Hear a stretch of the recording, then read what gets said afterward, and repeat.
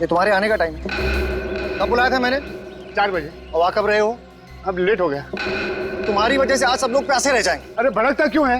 अरे भड़कने वाली बात है भाई, इसलिए भड़क रहा हूँ मैं। अरे अगले टाइम पे आ जाऊंगा ना। देखा, मैंने कहा था ना कि गुस्सा मत करो। चप्पल पड़ी क्या नहीं? अरे बुढ़ऊ, मजाक का टाइम नहीं है। क्या हुआ? अरे वो तक लड़की पड़ी है। अरे कोई बचाओ, अरे कोई है? अरे पकड़ गया। अरे पकड़ के बेटा, अरे कोई बचाओ इसे। अरे आ जाओ। अरे रुको।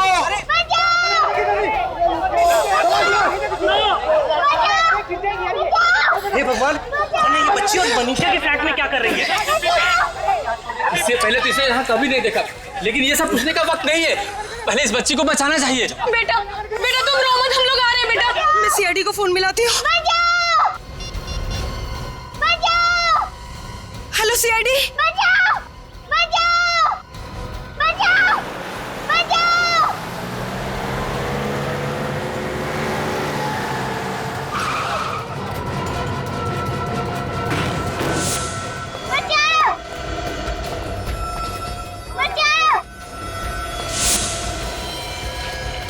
देखो इसे।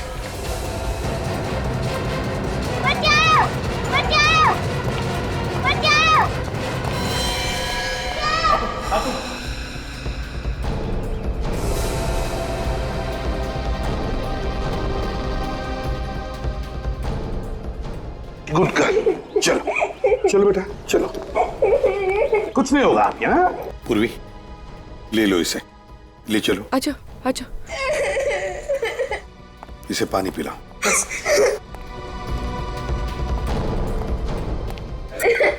नहीं रो मत बेटा, कुछ नहीं होगा। बैठो बैठो।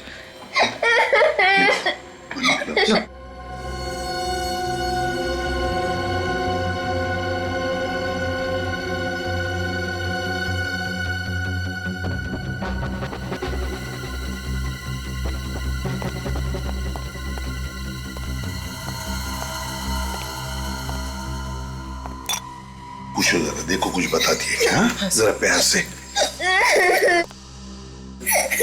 क्या बेटा, क्या हुआ? सर, उस बच्ची पे जो खून लगा है शायद इन लाशों से ही है। दया, 2 लाशें और एक मासूम सी बच्ची। ये चक्कर कुछ और ही है दया, चक्कर कुछ और ही है। बेटा देखो डरने की कोई बात नहीं है। क्या हुआ बेटा यहाँ पर? अच्छा अब रोना बंद करो। देखो दीदी को देखो। अच्छा वो सब छोड़ो, आपका क्या नाम है? नहीं ऐसे नहीं रोते बेटा, ऐसे नहीं रोते।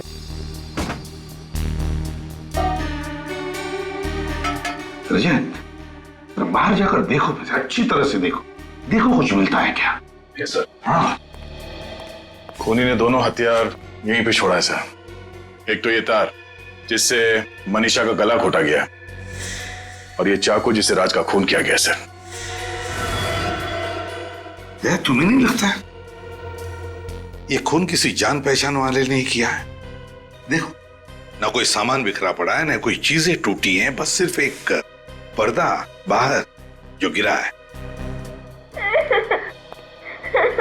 अच्छा मुझसे बातें करो।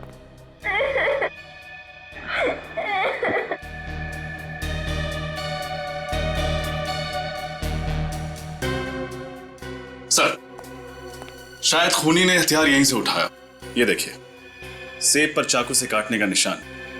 हो सकता है खूनी ने फलों को काटने वाले चाकू से राज को मार दिया। तो क्या खूनी यहाँ खून करने के इरादे से नहीं आया था? क्या यहाँ पर इन लोगों के बीच में कुछ बहस हो गई और फिर खूनी ने राज को फल काटने के चाकू से मार डाला? सर किचन में जले हुए कागज के टुकड़े मिले। ऐसा क्या रस था इस कागज में जिसे जलाकर राख कर दिया? सर, कहीं वो खूनी इन कागजात के लिए तो नहीं आता यहाँ पे? हो सकता है। इसका राज तो साळुंकी ही बताएगा।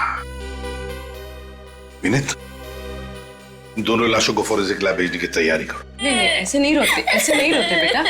अरे क्या हुआ बेटा? क्या हुआ? कुछ बताए? नहीं सर, अभी भी सर नहीं। अरे बहादुर बच्ची है, चलो मत रो।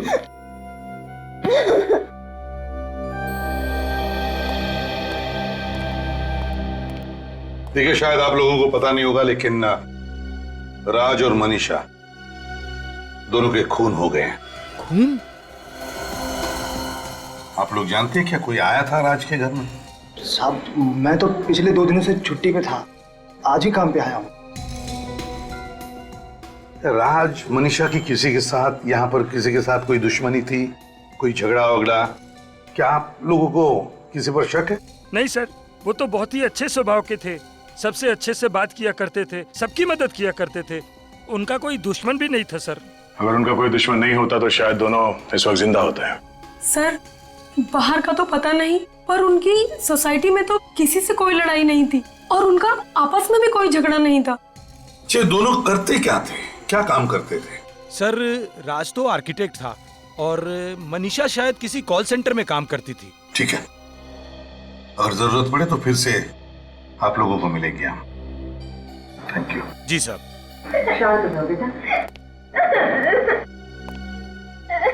बेटा चलो, कुछ नहीं होगा तुम्हें, कोई कुछ नहीं करेगा, हम लोग हैं ना। अच्छा बताओ हमको, तुम कहाँ रहती हो? तुम्हारा घर कहाँ है, बताओ। सब्र करो आप, नीना को कुछ नहीं होगा, वो जहाँ कहीं भी है ना वापस आ जाएगी, सब्र करो। कैसे सब्र कर लूं? मुझे तो यकीन ही नहीं हो रहा, आज तक वो इतनी देर तक घर से बाहर कभी नहीं रही। कहाँ चली गई नीना? देख, तो फिक्र मत कर, आ जाएगी। कहीं कोई उसे उठा के तो नहीं लेके गया ना मेरी मीना? कहाँ चली गई मेरी नीना? मैंने बोला। माँ, बाबा, मेरी नीना, नीना, नीना,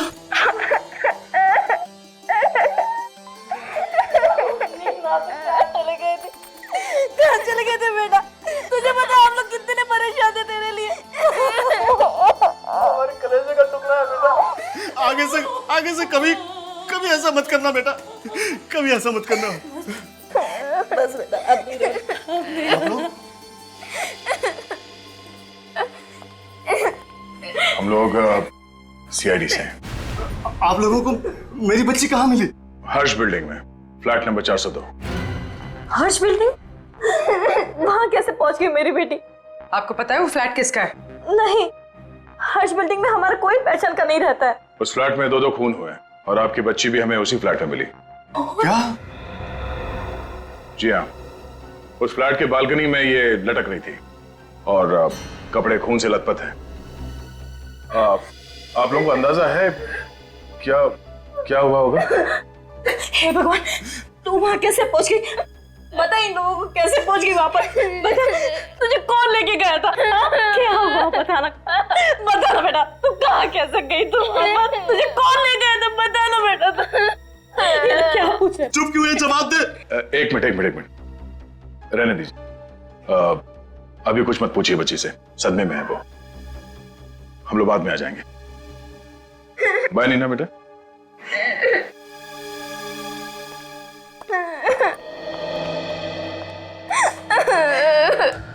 सर, हो सकता है बच्चे के माँ बाप झूठ बोल रहे हो और उन्हीं का कोई हाथ तो राज और मनीषा के खून में। पूर्वी, कुछ भी हो सकता है, इन पर नजर रखो। सर, बच्ची मासूम है, ये उसका घर नहीं है, फिर इस हादसे के बीच उसका यहाँ होना। रजत देखो, या तो ये बच्ची राज और मनीषा को जानती थी, या फिर भूल से यहां पर आ गई, या फिर कोई उसे यहां पर जानबूझकर लेकर आया। विनीत, काम करो, अच्छी तरह से ढूंढो, एक एक कोना ढूंढो, कुछ ना कुछ तो जरूर मिलेगा जो हमारे काम का होगा। Yes sir. हाँ, मैं भी बाहर देखता हूं।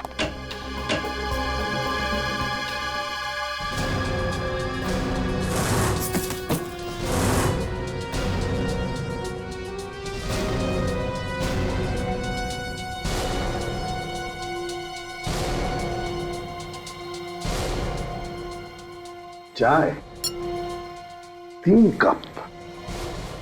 सर, हाँ, पूर्वी का फोन था। बच्चे के माँ बाप का कहना है कि ना तो वो राज को जानते हैं ना ही मनीषा को, बल्कि उन्हें तो यह भी नहीं पता कि उनकी बच्ची यहां पहुंची कैसे। रजत, ये खूनी जो भी है, मुझे तो लगता है राज और मनीषा को अच्छी तरह से जानता था। या तो उनका दोस्त हो सकता है या फिर कोई रिश्तेदार। ये देखो, 3-3 चाय के कप से चाय पीकर गए हैं तीनों लोग। सर, हाँ सर ये पार्सल मिला है। डीएन कुरियर कंपनी से गगन नाम का कोई आदमी 4:15 बजे से यहाँ छोड़कर गया है। देखो जरा खोलकर, अंदर क्या है।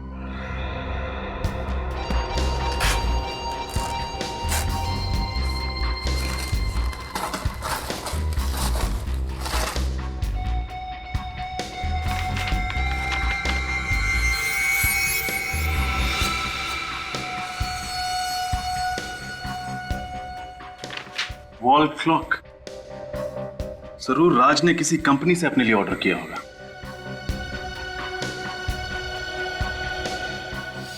इसका एक ही मतलब है कि राज और मनीषा का खून 4:15 बजे के बाद हुआ है।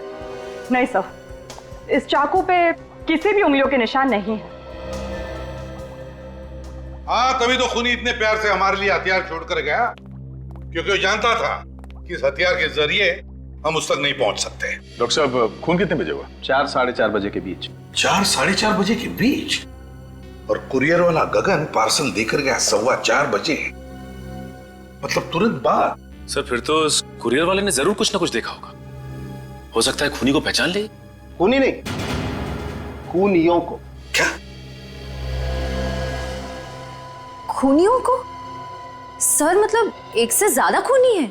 हाँ, आइए।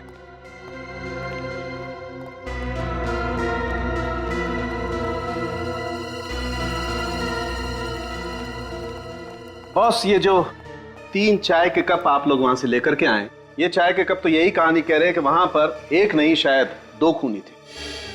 मतलब डीएनए का रिपोर्ट आ गया? हाँ, इस कप में तो मनीषा चाय पी रही थी, लेकिन इन दोनों कप्स में ना तो राज चाय पी रहा था और ना ही वो बच्ची। मतलब 2 लोग थे, शायद एक ने राज को मारा और दूसरे ने मनीषा को। और सड़ंगे, ये जले हुए कागज के टुकड़े, इनमें कौन सी कहानी लिखी है? बॉस, वही कहानी पढ़ने का काम चल रहा है। तो फिर सड़ंगे, जल्दी से कहानी पढ़ ले, जल्दी से पढ़ ले, क्योंकि इन्हीं कागज के टुकड़ों में छुपी है उन खूनियों की पहचान।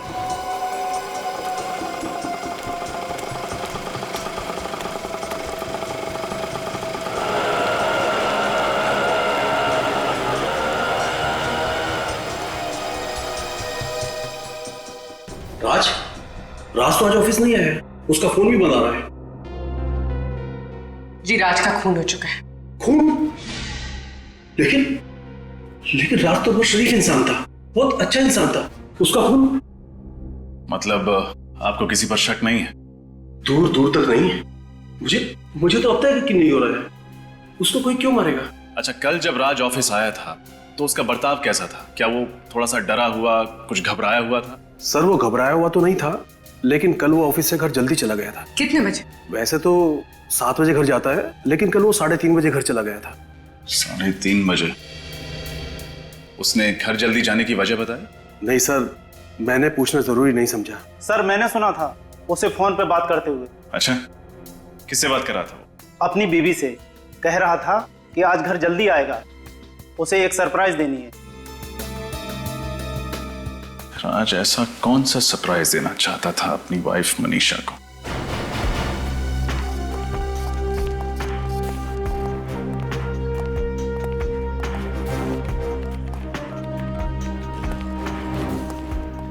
आप लोग कौन है? हम लोग सीआईडी से।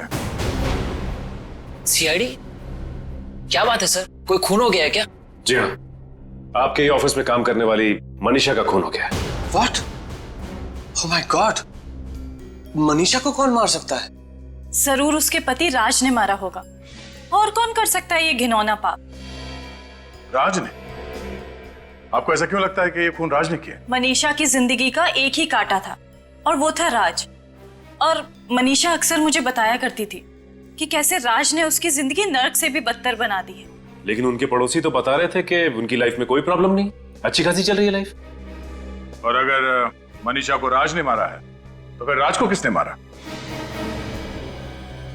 क्या राज और मनीषा दोनों का खून हो गया? जी हाँ। आप लोगों को किसी पे शक है? ठीक है, जब तक ये केस सॉल्व नहीं हो जाता आप लोगों से मुलाकात होती रहेगी। Thank you.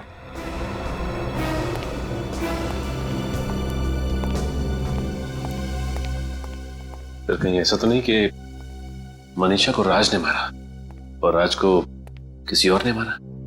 शायद हो सकता है मनीषा को कोई चाहने वाला या उसका बॉयफ्रेंड। सचिन किसने किसको मारा और उस बंद कमरे के अंदर एग्जैक्टली हुआ क्या था, ये तो वो कुरियर बॉय ही बताएगा जिसने वो पार्सल राज तक पहुंचाया।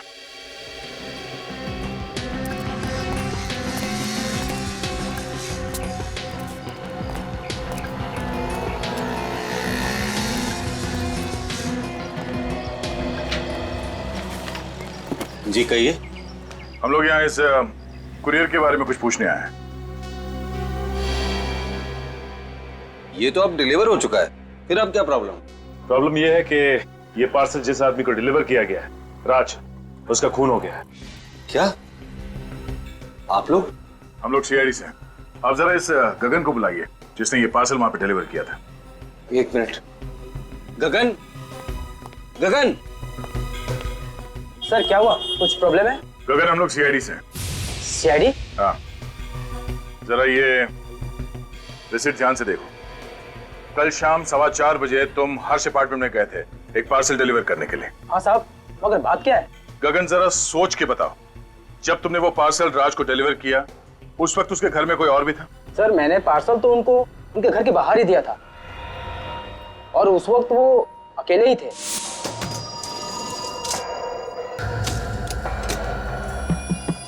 मनीषा दरवाजा खोलो। सर मिस्टर राज आप? हाँ अभी तक तो मैं ही हूँ। सर आपका कुरियर। Thank you sir. साहब मनीषा दरवाजा खोलो, मैं हूं।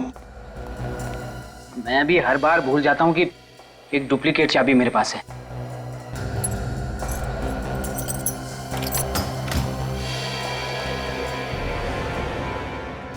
मनीषा कौन हो तुम लोग?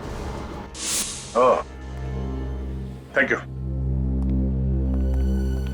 इसका मतलब है जब राज घर के अंदर गया उस वक्त मनीषा और वो दो खूनी घर के अंदर ही मौजूद थे। कुरियर वाले गगन के बयान के मुताबिक जब राज कुरियर का पार्सल लेकर घर के अंदर गया तब तक खूनियों ने मनीषा को मार डाला था। हाँ सर, शायद उन दोनों का मकसद सिर्फ मनीषा को ही मारना था। वो तो राज ने खून होते हुए देख लिया, इसलिए उस बेचारे का पत्ता कट गया। हाँ, और दया, जले हुए कागज के टुकड़े में कोई राज छुपा है जिसकी वजह से मनीषा का खून हो गया। लेकिन क्या क्या हो सकता है वो राज जिसकी वजह से उस बेचारे की जान चली गई? पर सबसे हैरानी की बात तो सर ये है कि उस दिन मनीषा को एक भी फोन नहीं आया, उसकी कॉल लिस्ट पूरी की पूरी खाली है। जबकि राज के ऑफिस वालों ने कहा है कि ऑफिस से निकलने से पहले उसने मनीषा को फोन किया था, तो फिर कॉल लिस्ट खाली कैसे हो सकती है? वही तो मतलब सर खूनियों ने जरूर मोबाइल फोन से कॉल लिस्ट मिटा दी होगी। हाँ, कॉल लिस्ट मिटा दी होगी फ्रेडी। जरूर उस कॉल लिस्ट में ऐसा राज था जो मैं खूनियों तक पहुंचा सकता था। सर, हाँ सर ये रही मनीषा के फोन की कॉल लिस्ट। ऑफिस से निकलने से पहले राज ने मनीषा को दोपहर के 3:30 बजे फोन किया था। और ये देखो 3:15 बजे भी कोई इनकमिंग कॉल है लैंडलाइन के नंबर से। हाँ सर ये लैंडलाइन नंबर तिलक नगर के किसी पीसीओ का है और इस नंबर पे मनीषा ने तकरीबन 3 मिनट बात की थी। 3 मिनट बात की थी? तिलक नगर का पीसीओ? तिलक नगर?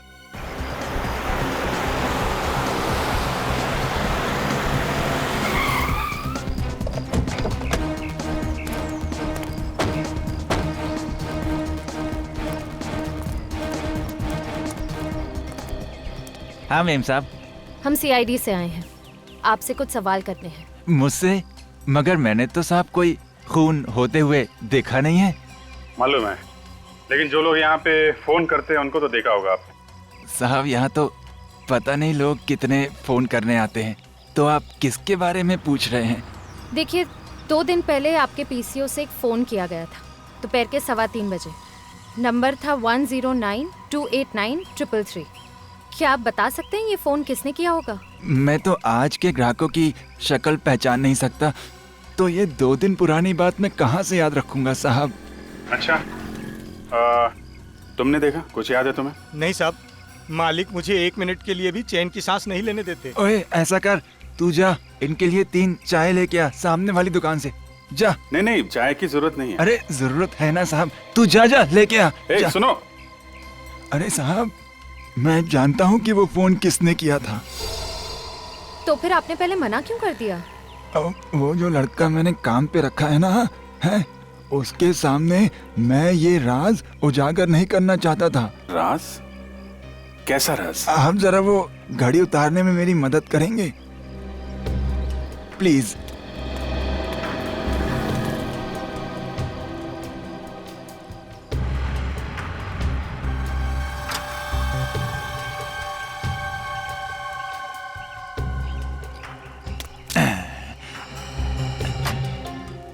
इसे पहचानते हैं? ये क्या है साहब? क्या है ये? ये जासूसी कैमरा है साहब। अच्छा, तो ये जासूसी कैमरा आपने क्यों लगा रखा है? साहब, जो अच्छा दुकानदार होता है ना, वो तो अपनी परछाई पे भी भरोसा नहीं करता, और मैं तो कई घंटों तक दुकान से बाहर रहता हूँ। आप भी बताइए, मैं उस लड़के के ऊपर भरोसा कैसे कर लूँ? बहुत बड़े जासूस हैं आप चाचा। अरे नहीं साहब। अच्छा, 2 दिन पुरानी फुटेज होगी ना इसमें? हाँ हाँ बिल्कुल होगी साहब, आप ले जाइए इसे। Thank you very much. Welcome. जिसने मनीषा को फोन किया और उसका खून किया, वो इस कैमरे में कैद है। चलो उसे इस कैमरे से बाहर निकालते हैं। श्रेया, 3:15 बजे से पहले से रिकॉर्डिंग देखना शुरू करते हैं। देखें तो सही, कौन लोग थे जो घुसे थे उस पीसीओ में? सब।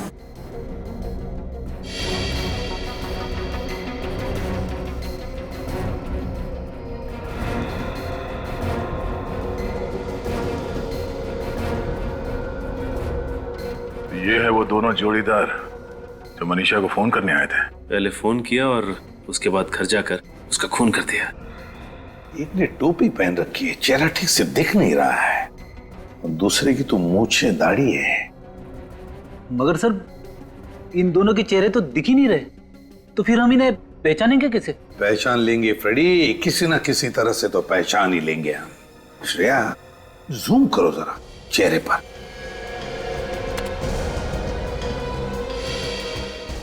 पिक्सेलेट हुआ है, फिर भी कुछ तो है। फ्रेडी, तू बच्ची को लेकर आओ, नीना को। Yes sir. सर, पता नहीं क्यों मुझे ऐसा लग रहा है कि इस आदमी ने जो कपड़े पहने हैं मैंने देखा है कहीं। देखा? कहां पर दया? चलो आओ बेटा। कैसी है बेटा? ठीक है? हाँ। Good good. चलो अब यहां देखो,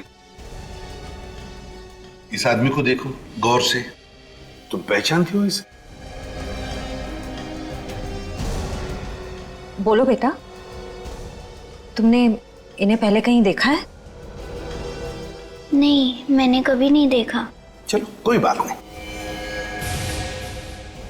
सर, याद है मैंने कहां देखा है? मनीषा के ऑफिस में सर। वहां पे वर्कर्स ऐसे ही यूनिफॉर्म पहन के घूम रहे थे। इसका मतलब है ये आदमी मनीषा के ऑफिस में काम करता है। तो फिर मनीषा का खून करने वाला ना सिर्फ मनीषा का कोई दोस्त या रिश्तेदार था, बल्कि उसके ऑफिस में काम करने वाला साथीदार। सर, आप लोग यहाँ? मनीषा के खूनी का पता चल गया? हाँ, पता चल गया है, इसीलिए उसे पकड़ने यहाँ पे आए हैं। खूनी ऑफिस में है सर? हाँ, इसी ऑफिस में। कौन? तुम्हारे ऑफिस का कोई ऐसा वर्कर जो नीले रंग का यूनिफॉर्म पहनता है। पर वो लोग मनीषा को क्यों मारेंगे? अब ये तो वही बताएंगे। ऐसे जितने भी वर्कर्स हैं यहाँ पे सबको बुलाइए जल्दी। किशोर एक काम करो, अभी जल्दी जाओ और सारे वर्कर्स को लेकर आओ।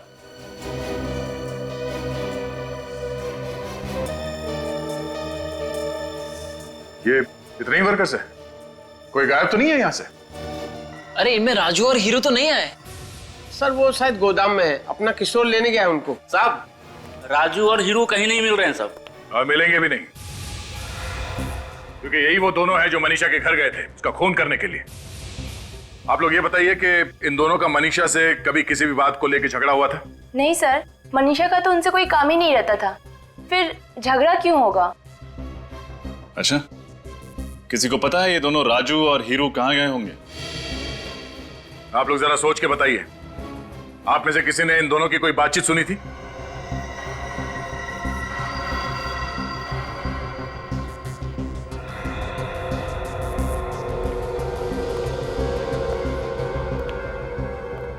आइए। आप कुछ जानते हैं? हाँ? साहब मैं फंस तो नहीं जाऊंगा ना? नहीं, कुछ नहीं होगा। बोलो क्या जानते हो? साहब वो थोड़ी देर पहले मैं बाथरूम की सफाई कर रहा था तो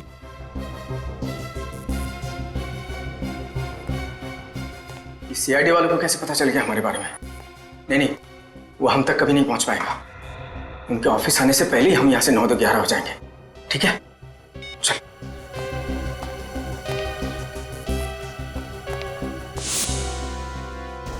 नौ 11 नहीं, सारी गिनती भूल जाएंगे वो दोनों। कहाँ रहते हैं लोग? क्रांति चौल। क्रांति चौल।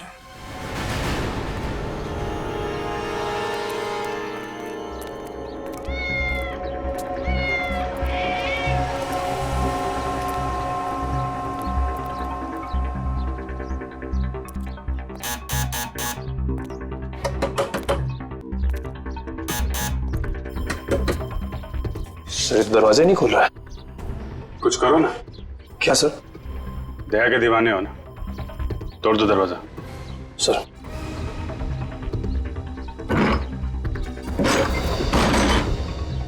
Oh no.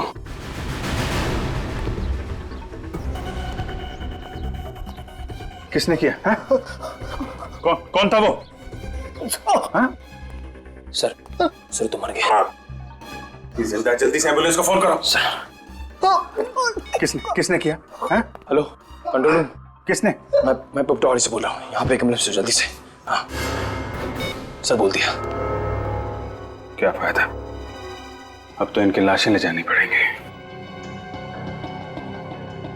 सर लगता है दोनों वही हैं जो पीसीओ से मनीषा को फोन करने गए थे। हुलिये से तो वही लग रहा है, मगर ये सब इन्होंने किसी के कहने पे किया है। किसके कहने पे सर? उसी का है जिसने इस डर से इन्हें ऊपर पहुंचा दिया कि हम उन तक पहुंच न जाएं। मतलब सर खूनी को हमारे आने के बारे में पहले से पता चल गया था। मगर पता कैसे चला? फुटेज देखते समय बाहर की तो वो एक बच्ची थी, नीना। मतलब सर ये नीना उन सबके साथ मिली हुई है? नीना,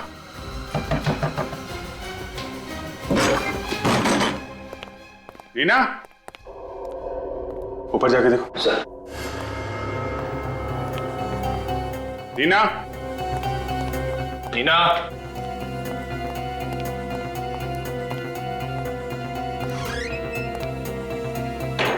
नीना,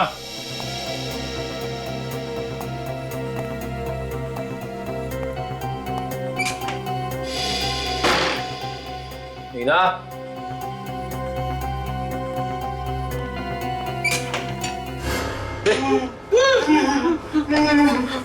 क्या हुआ? सर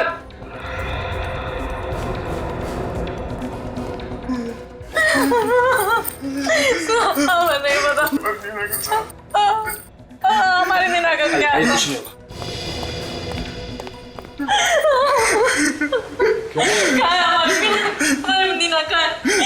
भगवान के लिए हमारी नीना को बचा लीजिए, वो लोग हमारी बेटी को मार डालेंगे।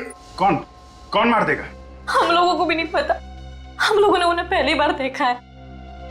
कितने लोग थे? एक आदमी और एक औरत, लगभग 30 साल के आसपास थे साहब। आप लोगों के सामने वो लोग हमारे पड़ोसी होने का नाटक कर रहे थे। तो पहले क्यों नहीं बताया आप लोगों ने? उन्होंने हमको धमकी दी थी कि अगर मुंह खोला तो वो हमारी नीना को जान से मार डालेंगे। अगर आपने सच्चाई पहले बता दी होती तो नीना सुरक्षित होती अभी। साहब हम लोग डर गए थे, भगवान के लिए हमारी नीना को बचा दीजिए। घबराइए नहीं, कुछ नहीं होगा नीना को।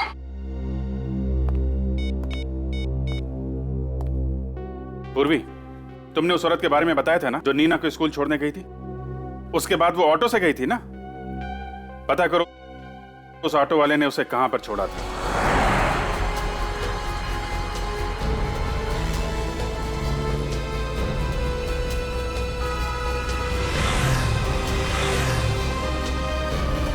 सर कुछ भी नहीं मिला, कुछ पता नहीं चला। चलो आगे देखते हैं, इन ऑटो वालों से पूछ लेते हैं।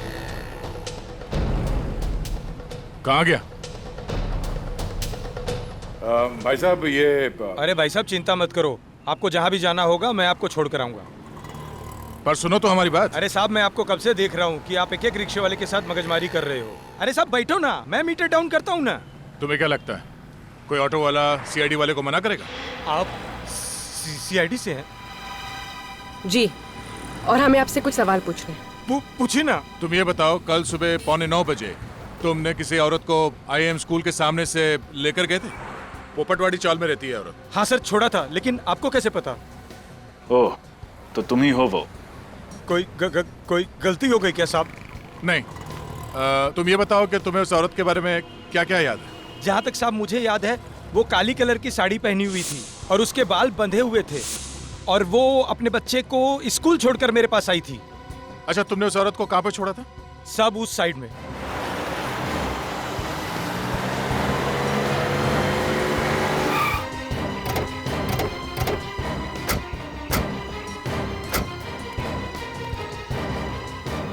साहब हाँ, यही वो जगह है जहाँ मैंने उस औरत को छोड़ा था साहब। यहाँ पे? हाँ यहाँ पे। सर मनीषा के ऑफिस के बाहर? इसका मतलब है राजू और हीरू के अलावा कोई और भी चालबाज इसमें मिला हुआ है, राज और मनीषा के खून में। चलो तुम यहीं पे रुको। इन दोनों के अलावा और कोई काम वाली बाई नहीं है यहाँ पर? नहीं, यहाँ पे तो यही दोनों काम करती है। मगर सर इनमें से तो वो नहीं है। ओह, मतलब वो औरत कोई काम वाली बाई थी ही नहीं। काम वाली बाई के भेष में कोई और ही आई थी यहाँ पे। तुम पहचान लोगे ना उसे? हाँ सर। यहाँ तुम्हारे ऑफिस में स्टाफ में जितने भी मेंबर्स हैं सबको यहाँ बुलाओ। लेकिन सर सभी लोग तो यहीं पे। पक्का कोई छूट तो नहीं रहा? अरे हाँ सर, यहाँ पे मनोज और सुहाना नहीं है। मनोज और सुहाना? इसका मतलब है वो बच्ची नीना के घर में जो पड़ोसी थे वो कोई और नहीं, मनोज और सुहाना ही थे। इन दोनों का फोन नंबर चाहिए हमें। मैं आपकी बात कर रहा था सर।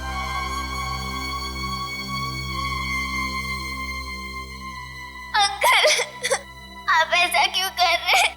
मैंने तो आपकी सारी बात मानी है ना। तो एक बात और मान ले, मौत को गले लगा ले। नहीं, मुझे मत मारो, मुझे छोड़ दो प्लीज। तुझे छोड़ देंगे तो सीआईडी वाले हमें फांसी के फंदे पे चढ़ा देंगे। और हम मर जाएं, उससे तो अच्छा है कि तू मर जाए। मैं सीआईडी को कुछ भी नहीं बताऊंगी, मुझे छोड़ दो। भगवान की कसम, मैं उनको कुछ भी नहीं बताऊंगी। अरे तू भगवान का नाम क्यों ले रही है? हाँ, भगवान के पास ही तो पहुंचाने जा रहे हैं हम तुझे। Bye bye Neena.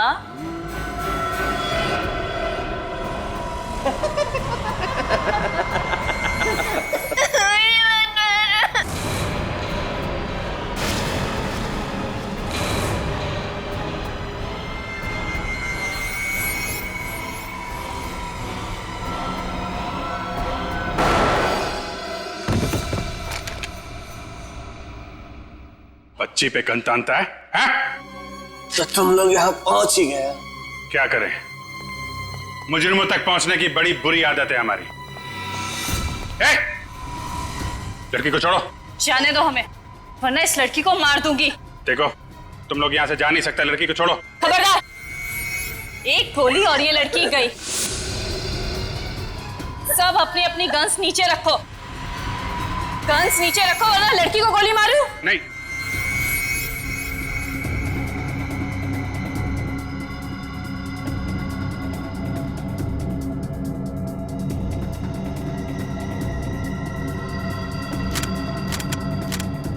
ओके, अब प्लीज लड़की को छोड़ दो। अरे इसे कैसे छोड़ दूं?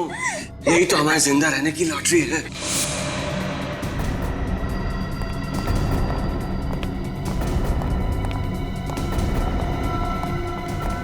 छोड़ना नहीं है, लेकिन जान के पीछे जाओ।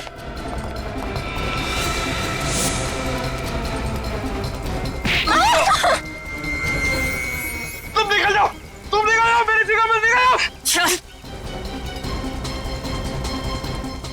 चल अंदर बैठ। पैर में गोली लग गई है, ठीक से चल नहीं पा रहा, फिर भी भागने की कोशिश कर रहा है। चल चल गाड़ी में बैठ।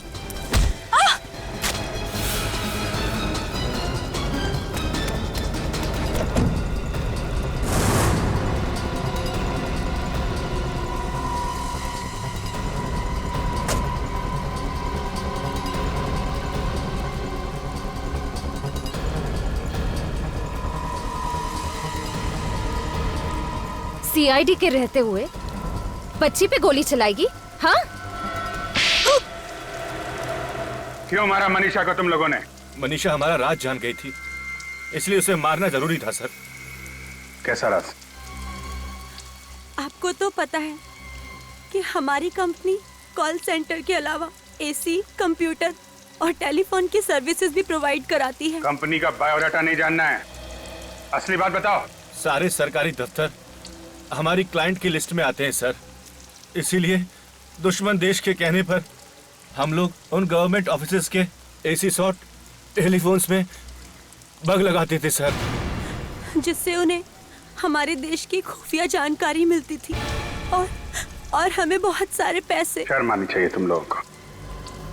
थोड़े से पैसे के लिए तुम लोगों ने देश के साथ गद्दारी की। लेकिन तुम लोग तो सरकारी दफ्तर में नहीं जाते थे, पग कौन लगाता था? राजू और हीरू। हमने उन्हें भी पैसे देके अपनी तरफ कर लिया था। और राज को इसलिए मार दिया क्योंकि उसने तुम दोनों को मनीषा का खून करते हुए देख लिया। हाँ।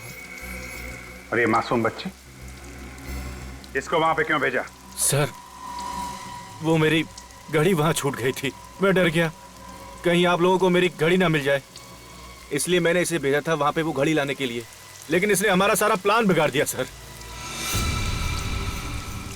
एक तो गुनाह पे गुनाह करते गए, फिर अपने काले कारनामे छुपाने के लिए इस मासूम को भी उस दलदल में खींच लिया।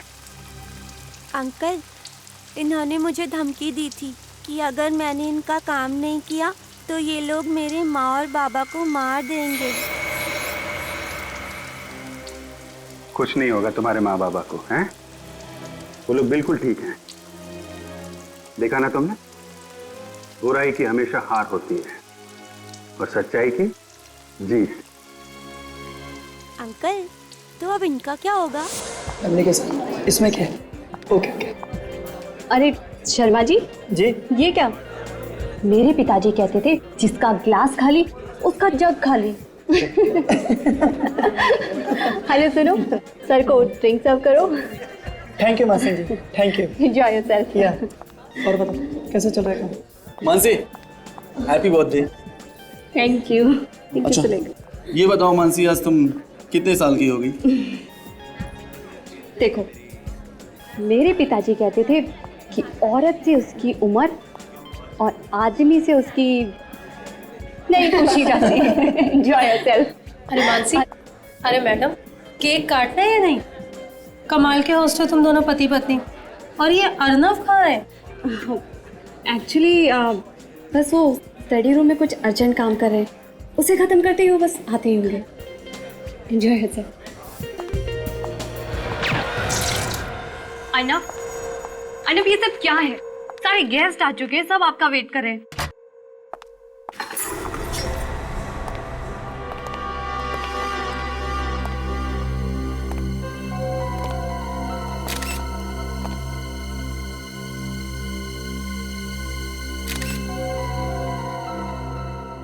पलटाओ इसे।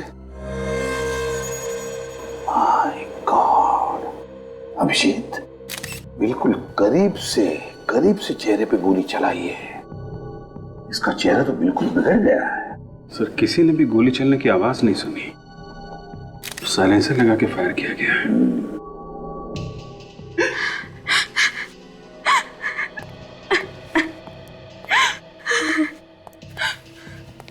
मानसी, देखो हमें भी बहुत दुख है तुम्हारे पति की मौत का, लेकिन अगर खूनी तक पहुंचना है तो हमें तुम्हें कुछ सवाल पूछने होंगे और तुम्हें जवाब देना पड़ेगा। क्या तुम जवाब दे पाओगी? जी सर। अच्छा मानसी बताओ, कौन कर सकता है ये? किसी पर शक है तुम्हें? नहीं सर, यहाँ तो सब अपने। अच्छा, क्या अर्नव की किसी के साथ कोई दुश्मनी थी? नहीं सर, उसकी किसी से कोई दुश्मनी नहीं थी।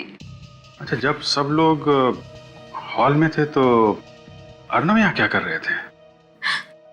वो मेरे साथ पार्टी में बाहर ही थे, पर अचानक उन्हें कुछ काम याद आ गया और वो यहाँ आ गए।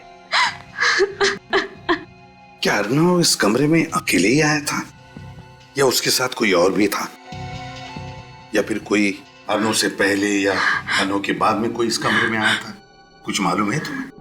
वो तो अकेले ही आए थे, बस मैं उन्हें ढूंढते ढूंढते ही आ गई और मैंने अचानक देखा कि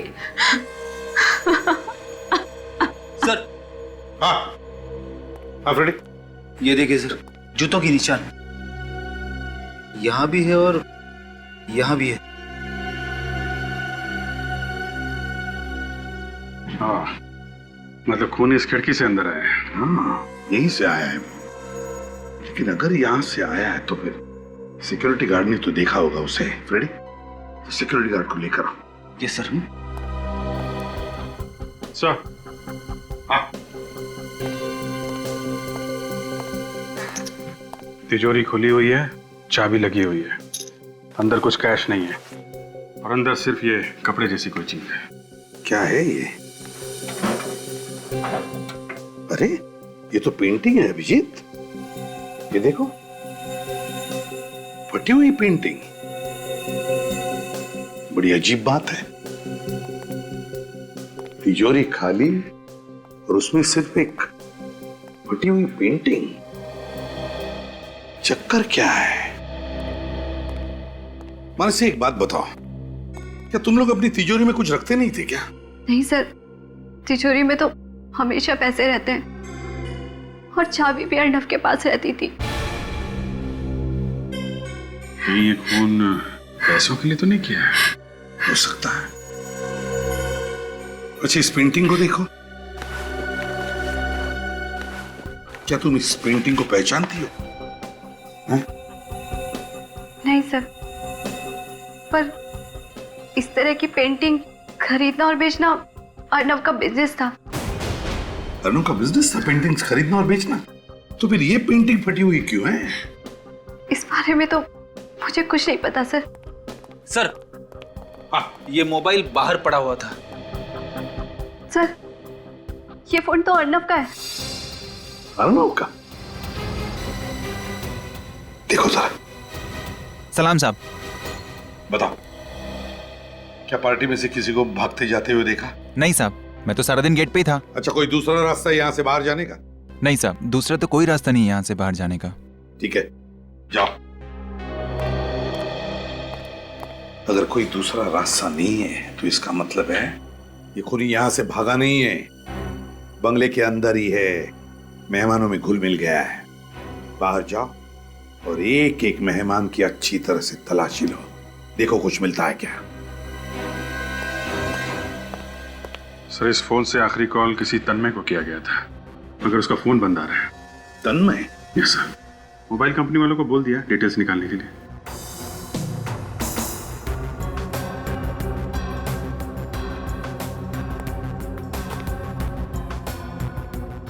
मनसी, एक बात बताओ, क्या तुम किसी तन्मय को जानती हो? नहीं सर, ये नाम तो मैंने पहली बार सुना है। अच्छा, क्या पार्टी में से कोई बीच में बाहर गया था या कोई बाहर जाके वापस आया, कुछ मालूम है तुम्हें? सर बाकी सब तो यही थे, पर प्रमोद सर, प्रमोद पार्टी के बीच से गायब हुआ था सर। सर किसी के पास कुछ भी नहीं मिला सर। किसी के पास कुछ भी नहीं मिला? ठीक है, काम करो फ्रेडी, जूते के निशान उठाओ। तुम में से प्रमोद कौन है? Yes sir. तुम प्रमोद हो? सर। पार्टी छोड़कर बाहर गए थे कहीं? हाँ। कहाँ गए थे? सर पार्टी के दौरान तो मैं यहीं था, बस थोड़ी देर के लिए वॉशरूम गया था सर। वॉशरूम? 2 दिन पहले अर्नव के साथ झगड़ा हुआ था तुम्हारा? वो झगड़ा नहीं था सर, किसी इन्वेस्टमेंट को लेकर थोड़ी सी बहस हुई थी, इतना सीरियस भी नहीं था सर। सर ये कैटरिंग वाले, इन्होंने किसी आदमी को भागते हुए देखा। अच्छा, कौन था वो आदमी? दिखने में कैसा था? सब मैं ध्यान से देख नहीं पाया था, अंधेरा काफी था, बट चेहरे पे गॉगल्स लगाया हुआ था, टोपी पहना हुआ था, एंड करीबन इतना लंबा होगा, मुझसे थोड़ा सा लंबा। अभिजीत चलो चलो, इतनी छानबीन करने के बाद कुछ तो हाथ लगा। काम करो फ्रेडी, इसे लेकर जाओ और इससे स्केच बनवाओ, और फिर वो तिजोरी की चाबी, वो पेंटिंग, जूते के निशान और जगह जगह से उठाए गए उंगलियों के निशान, सब के सब जल्दी से जल्दी फोरेंसिक लैब भेज दो। भूखा बैठा है उधर साड़ून के।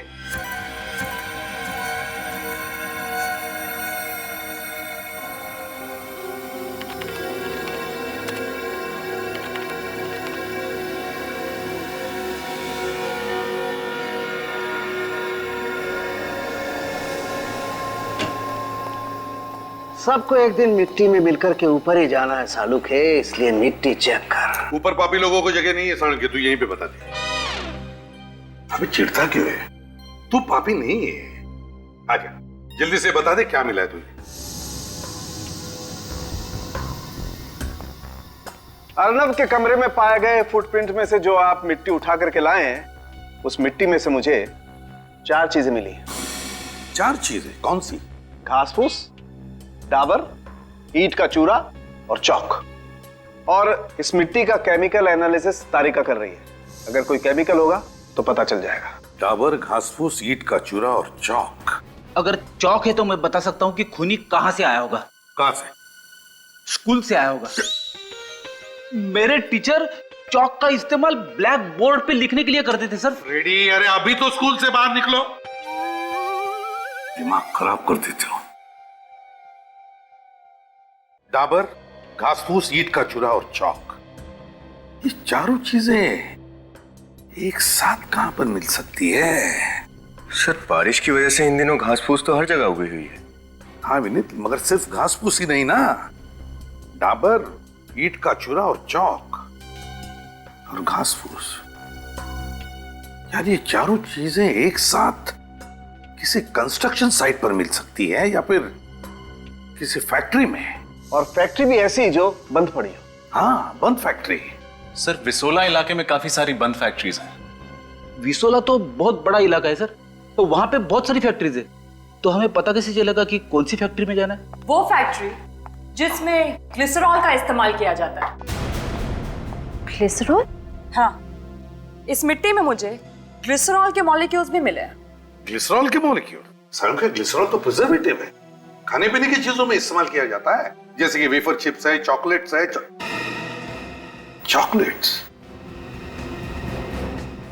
चॉकलेट्स और विसोला। विसोला में चॉकलेट्स की फैक्ट्रीज हैं। यस सर, उनमें से 4-5 फैक्ट्रीज बंद भी पड़ी। सचिन, विसोला जा और पता लगा। और इस तन्मय के बारे में क्या पता चला? सर उसका मोबाइल अभी बंद ही है। तन्मय को क्या लगता है मोबाइल बंद रखने से सीआईडी वालों को पता नहीं चलेगा कि वो कहां पर है? उसके घर परिवार दोस्तों से पता लगा उसके बारे में। पूरी कुंडली निकालो इस तन्मय की, पूरी कुंडली। Yes sir. और वो फटी हुई पेंटिंग किसी आर्ट एक्सपर्ट को दिखाओ। हो ना हो ये पेंटिंग ही हमें उस खूनी तक पहुंचाएगी।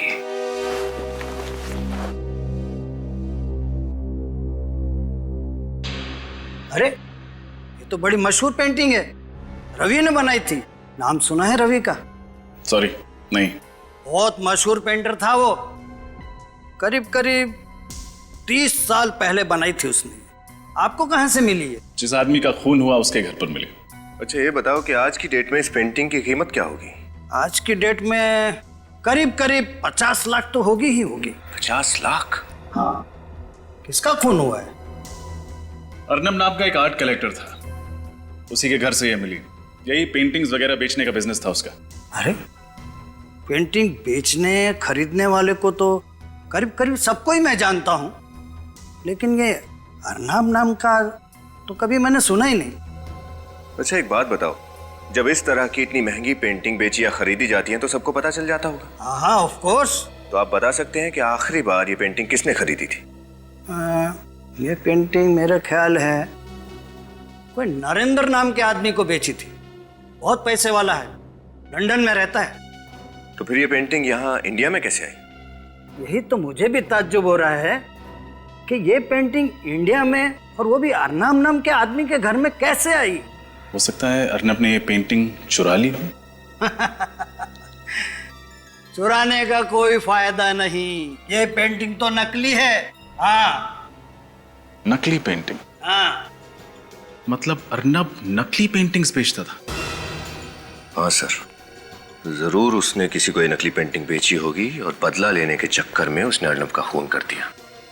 हाँ विनीत, सबसे पहले ये पता करना होगा कि अर्नब ने ये नकली पेंटिंग बेची किसको थी। सचिन, पिछले चॉकलेट फैक्ट्री का मालिक क्या नाम है उसका? Mister Raghav sir. सर ये राघव के बारे में हमने सब कुछ पता कर लिया, सारी जानकारी मिल गई है सर। सर ये राघव का कोई भी कनेक्शन नहीं है अर्नब से। इस एरिया में आखिरी चॉकलेट की फैक्ट्री है, देखे यहाँ क्या पता चलता है। अरे हम लोग सीआईडी से। अजय इस फैक्ट्री का मालिक कौन है? साहब ये फैक्ट्री अब कहाँ रही? ये तो बंद हो गई है। फिर भी कोई तो मालिक होगा ना इस जगह का। हाँ साहब, वो गगन जी हैं। उस दिन पार्टी में गगन नाम का कोई भी मेहमान नहीं था। इस गगन के साथ कोई और पार्टनर है यहाँ? हाँ साहब है ना, वो प्रमोद सेठ हैं और कभी कभार आते भी हैं। ये प्रमोद था सर। अच्छा? हाँ सर, जब अर्नब की मौत हुई तब प्रमोद हॉल में नहीं था, गायब था। और कुछ दिनों पहले इस प्रमोद की अर्नब के साथ किसी बात को लेकर बहस हुई थी। इस प्रमोद से मिलना पड़ेगा। प्रमोद, सीआईडी आपसे मिलने आई है।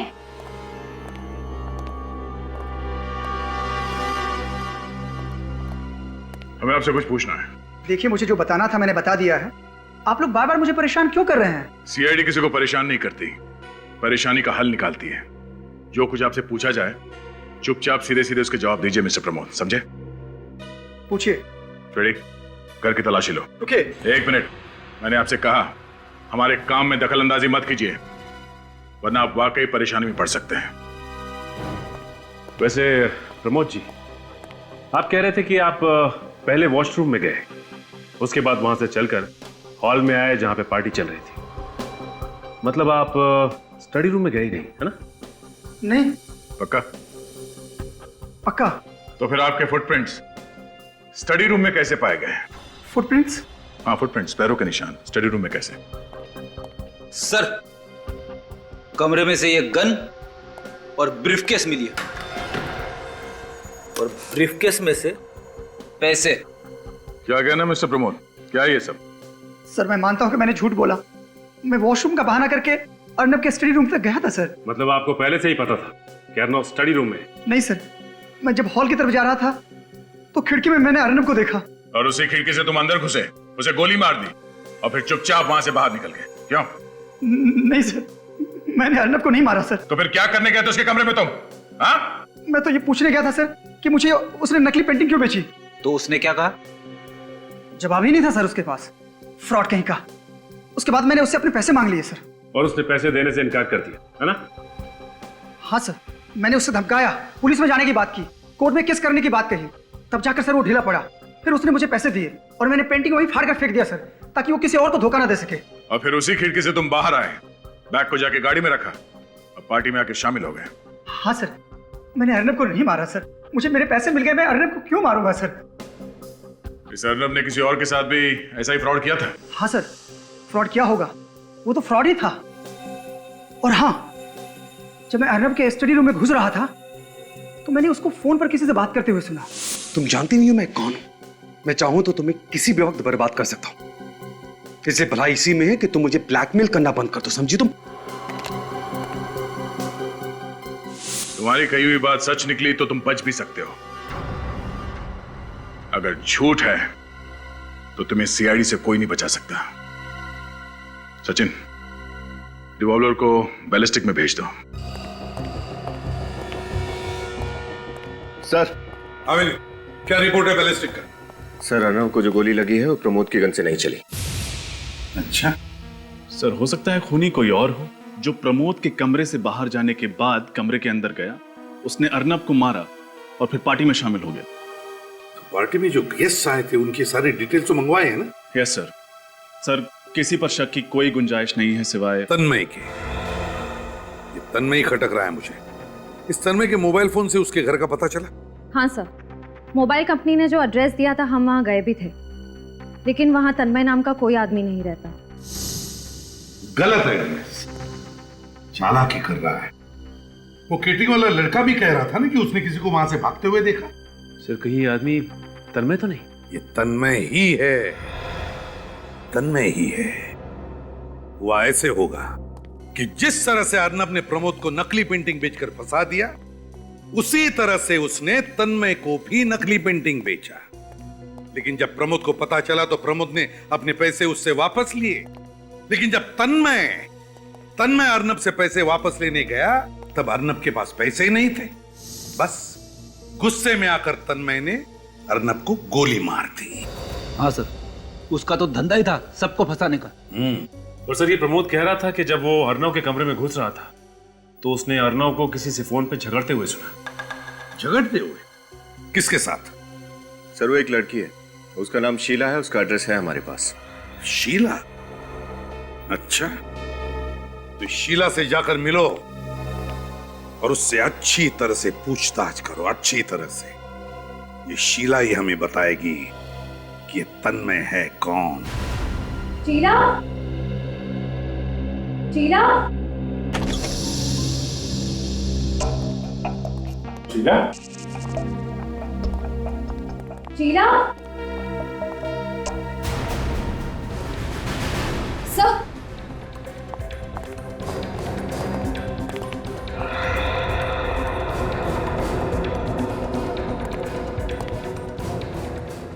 सर ये तो मर चुकी है। सर ये देखिए, गोली लगी है। सर, एक बात समझ में नहीं आ रही है। ये शीला अर्नव को ब्लैकमेल कर रही थी। अब ना अर्नव रहा ना शीला, दोनों ही मर चुके।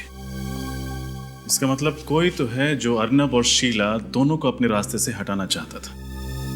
और वो जो कोई भी है रजत, शीला उसे अच्छी तरीके से जानती थी।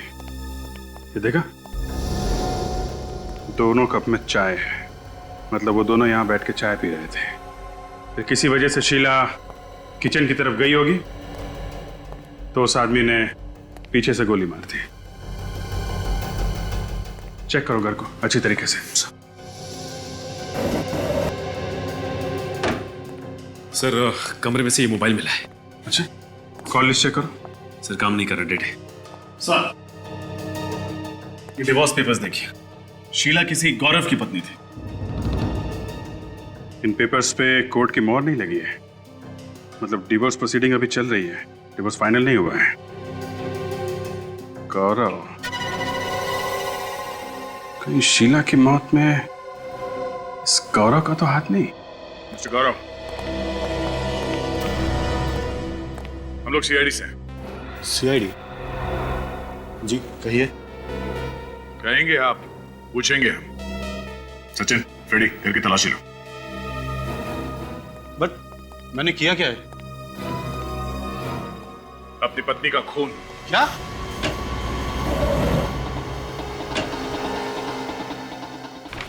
आपको लगता है कि शीला का खून मैंने किया है तो आप अपना समय बर्बाद कर रहे हैं। हमारा समय बर्बाद होने की चिंता आप मत कीजिए। आपकी जिंदगी बर्बाद ना हो जाए, आप उसकी चिंता कीजिए। हमारे बीच झगड़े होते रहते थे और छोटे बड़े झगड़े तो हमेशा मियां बीवी के बीच चलते रहते हैं। छोटे छोटे नहीं, बड़े बड़े झगड़े होते तो तुम दोनों के बीच में, तभी तो डिवोर्स लेने वाले थे। जी? क्या मैं डिवोर्स का कारण जान सकता हूँ? उसका कारण ये है, ये देखिए सर।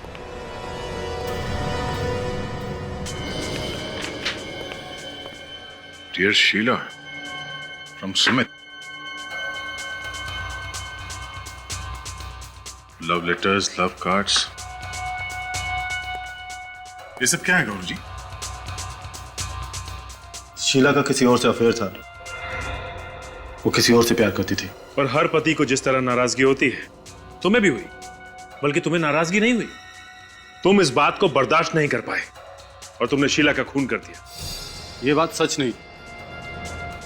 शुरू शुरू में मुझे नाराजगी हुई थी, फिर मैंने सोचा कि जब हमारी बनती नहीं तो साथ रहकर क्या फायदा। तो फिर ये कार्ड्स और लेटर्स कहां से आए? ये उस वक्त के हैं जब शीला का न्यू अफेयर हुआ था, तब वो यहीं रहती थी। कल रात कहां थे? कोलकाता। अभी 2 घंटे पहले की फ्लाइट से वापस आया हूँ।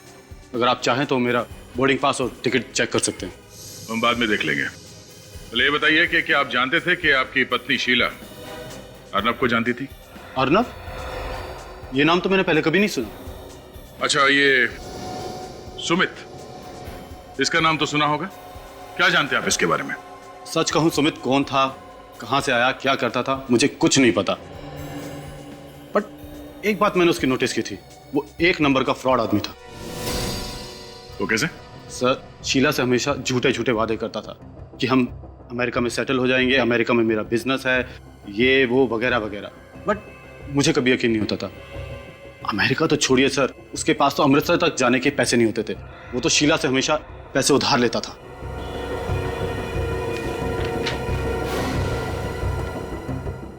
सुमित सच बोल रहा है या फिर ये गौरव? ये तो सुमित से पूछताछ करने के बाद ही पता चलेगा।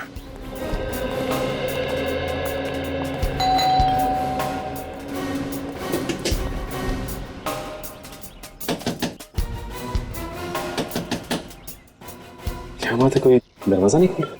एक काम करो, तोड़ दो। यस, मिस्टर सुमित, हम सीआईडी से, तुमसे कुछ पूछताछ करनी है। मैं सुमित नहीं हूँ, मैं संजय हूँ, सुमित का रूममेट। सुमित से मिल सकते हैं? होता तो मिलवा देता। मतलब? मैडम, वो 1 घंटा पहले अपना सामान लेकर यहाँ से चला गया, तो कैसे मिलूँ? सचिन शेर, तलाशी लो। तलाशी क्या? चुपचाप खड़े रहो। इधर। सुमित किधर गया तुम्हें पता? मैं सुमित का रूममेट हूँ, गार्डियन नहीं। मुझे बता के नहीं गया।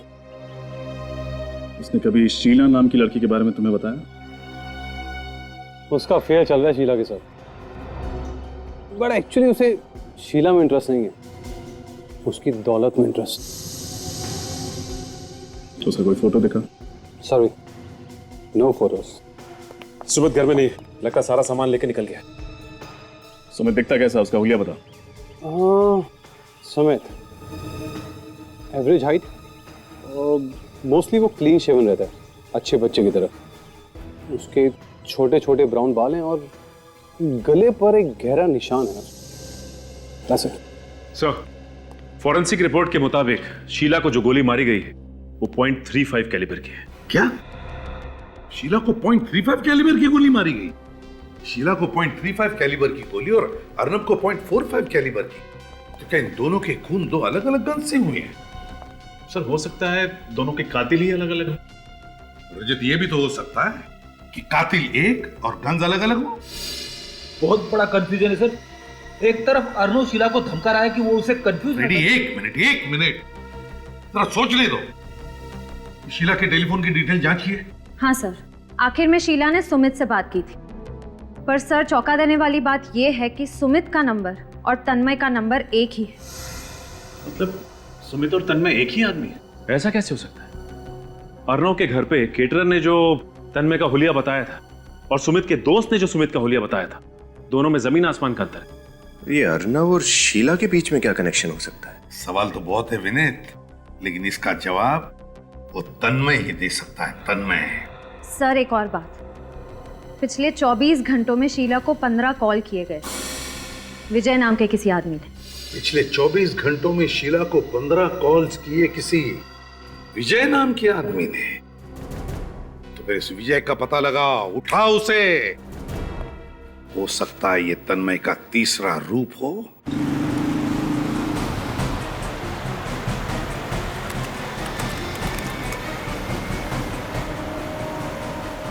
सर ये विजय तो हाईवे की तरफ भाग रहा है, लगता है इस शहर से भागने की तैयारी में है। तो हम भी उधर ही चलते हैं। एक बार वो शहर से बाहर भाग गया तो उसे पकड़ पाना मुश्किल होगा। सर मुझे लगता है कि ये विजय और तन्मय एक ही आदमी है और दूसरे फोन से ऑपरेट कर रहा है। एसीपी साहब भी यही कह रहे थे। ये आदमी भेस बदलने में माहिर है, अपना मर्डर वेपन, अपनी गन भी बदलते रहता है। तो एक फोन नंबर बदलना उसके लिए कौन सा मुश्किल काम है। सर ये विजय रुक गया। कहां पे? यहां से करीब 1 किलोमीटर दूर। अभी देखता हूं उसे।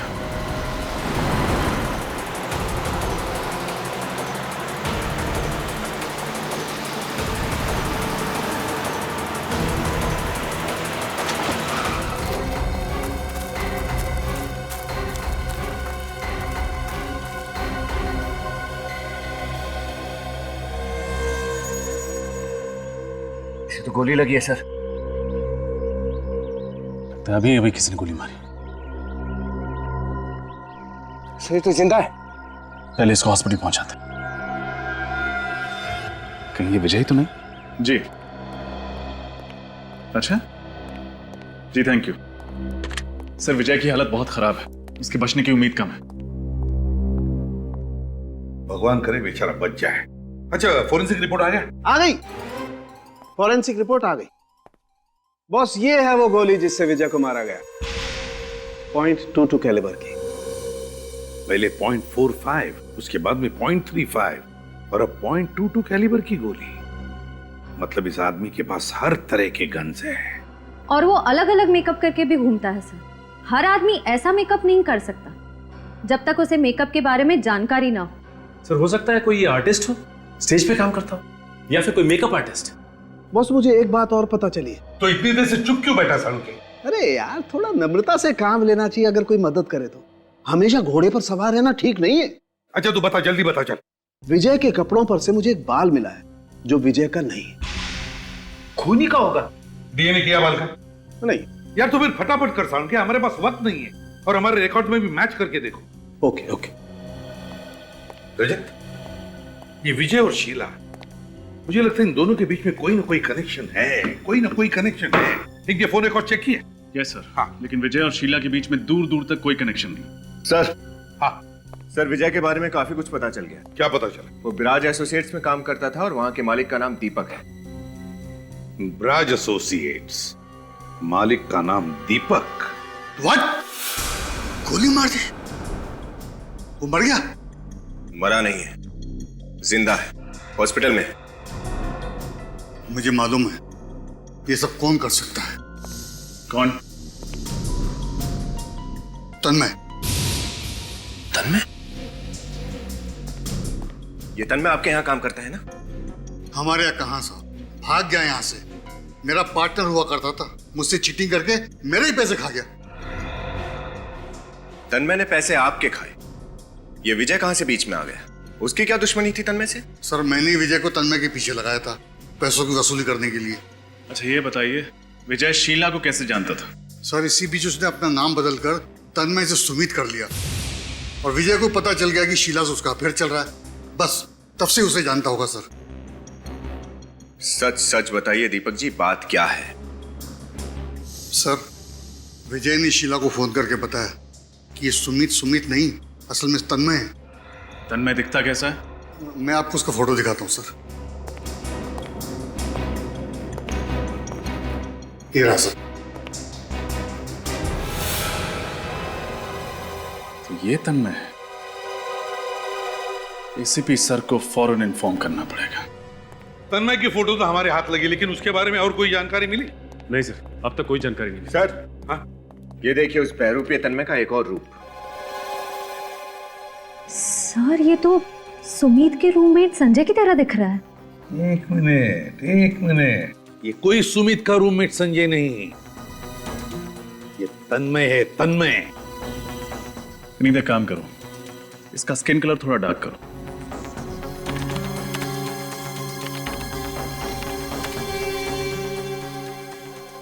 अब इसके बाल ठीक करो, इसके स्पाइक्स हटा दो।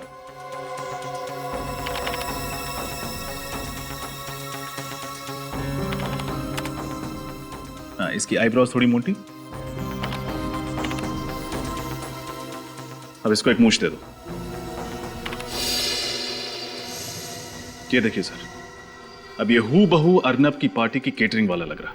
हाँ, तो इसका मतलब जब पार्टी में मर्डर हुआ उस वक्त तन्मय पार्टी में मौजूद था। हाँ, पार्टी में ही था। केटरिंग वाला बनकर उसने हमें तब भी गुमराह किया, ये कहकर कि उसने किसी को भागते हुए देखा है। सर, शीला को मारने की तन्मय के पास ठोस वजह थी, लेकिन उसने अर्नब को क्यों मारा ये समझ में नहीं आ रहा। क्या वजह हो सकती है? विनीत, जरा अर्नब की फोटो निकालो, दिखाओ जरा। अब तन्मय की फोटो उसके बाजू में ही लगाओ। अब सब लोग ध्यान से देखो इन दोनों फोटो को, देखो क्या दिखता है। ये क्या सर, तन्मय अर्नव की तरह दिख रहा है? एग्जैक्टली फ्रेडी, दिख नहीं रहा है, बल्कि एक ही है वो, एक ही अर्नव। मतलब अर्नव ने खुद को ही मार दिया? नहीं फ्रेडी, अर्नव ने खुद को नहीं मारा है। जरा सोचो, विजय के कपड़ों पर से जो बाल मिला उसकी डीएनए रिपोर्ट और अर्नव की डीएनए रिपोर्ट काफी मिलती जुलती है। इसका एक ही मतलब है कि विजय का खून अर्नव के किसी रिश्तेदार में से ही किसी ने किया है। रजत, एक काम करो, इस ब्रज एसोसिएट्स के मालिक दीपक को फोन करो और उससे पूछो कि क्या तन्मय के किसी रिश्तेदार को जानता है क्या, या उसके बारे में कुछ जानता है क्या। Yes sir. अब समझ में आया उस आदमी के चेहरे पर इतनी करीब से गोली क्यों मारी, उसका चेहरा तहस नहस क्यों किया। वो इसलिए कि कोई उसे पहचान न सके। सर, हाँ, दीपक का कहना है कि तन्मय का एक चचेरा भाई है राहुल, जो बिल्कुल उसकी तरह दिखता है, वही कद, वही नाक नक्शा। ओह, तब आया सारा खेल समझ में। राहुल तन्मय की तरह ही दिखता है, तो तन्मय ने राहुल को अर्नब बना दिया और उसे मार डाला ताकि लोगों को लगे कि अर्नब मर गया है, और अब खुद तन्मय राहुल बनकर आजाद घूम रहा है। अच्छा, ये दीपक राहुल का पता जानता है? यस सर, वो राहुल का पता जानता है, क्योंकि 1 साल पहले राहुल उसी की ऑफिस में नौकरी करता था। बस, फिर देर किस बात की, उठाओ इस अर्नब उर्फ तन्मय को और पहना दो हथकड़ियां।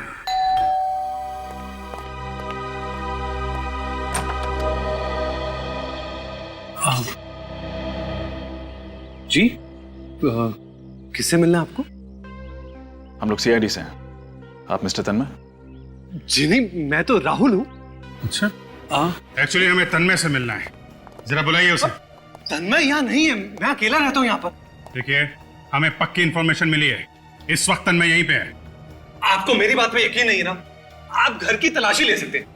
अच्छा, कह रहे हैं तो तलाशी ले लो, इंफॉर्मेशन तो यही है हमारे पास। लेकिन तन्मय ने किया क्या? दरअसल उसने 2 लोगों का खून और एक आदमी पर जानलेवा हमला किया।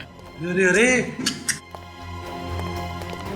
घर का चप्पा चप्पा छान मारा, लेकिन तन्मय नहीं मिला। नहीं सर, कहीं नहीं मिला।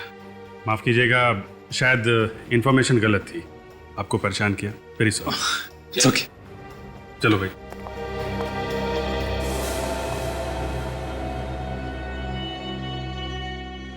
लगते तो यही है। हाँ सर,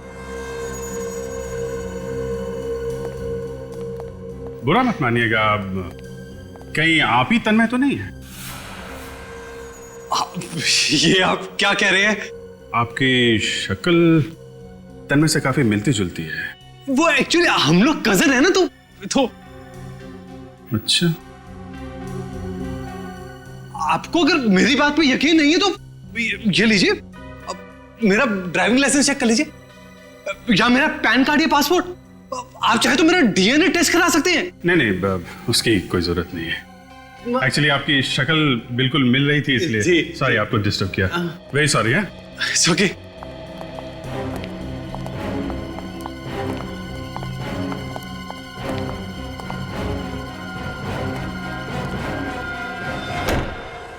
हमें पक्की खबर मिली है कि तन्मय यहीं पर ही है।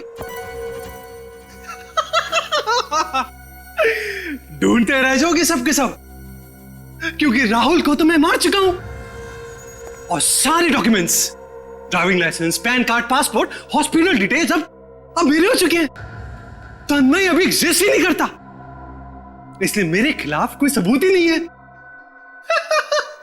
और कोई मेरा कुछ भी नहीं बिगाड़ सकता।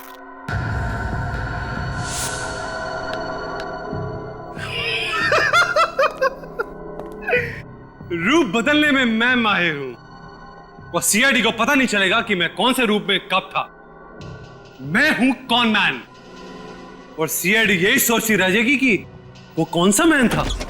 मिस्टर कॉन मैन, वो मैन कौन था हमने पता लगा लिया है। तन्मय जी उर्फ अर्नब उर्फ राहुल उर्फ संजय उर्फ सुमित उर्फ कैटरिंग वाले।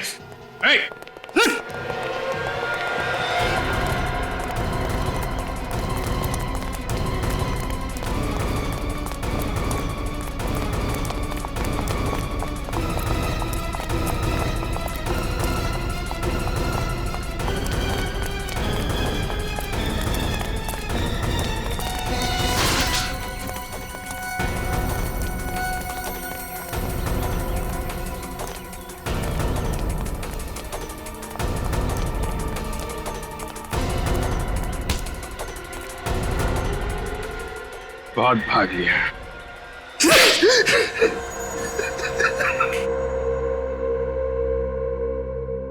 तन्मय से अर्नब क्यों बने तुम? दौलत के लिए,